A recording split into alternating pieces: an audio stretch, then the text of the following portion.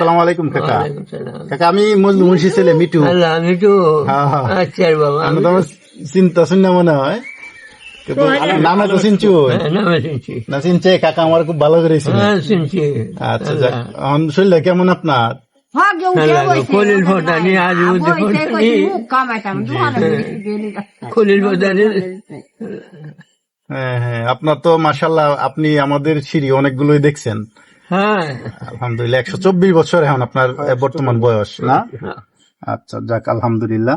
তো এই যে আমরা তো কাকা ইয়া করতেছি, এই যে আমাদের একটা সংগঠন বানাইছি আমরা, আচ্ছা বাবা। বুঝুন বন্ধের মধ্যে মানুষে কাজ কাম করে, এই গরমের মধ্যে পানি যদি বাড়িতে লয়ে যা তখন পানিটা গরম হয়ে পড়ে, গরম হয়ে পড়ে, তৃপ্তি অনুসারে খাইতারে না।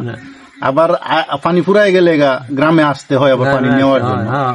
এই জন্য আমরা চিন্তা ভাবনা করে আমরা বিভিন্ন জায়গার মধ্যে কল দিয়ে দিতেছি আমাদের সংগঠনের পক্ষ থেকে, সবার জন্য উন্মুক্ত, সবাই যেন পানি পান করতে পারে।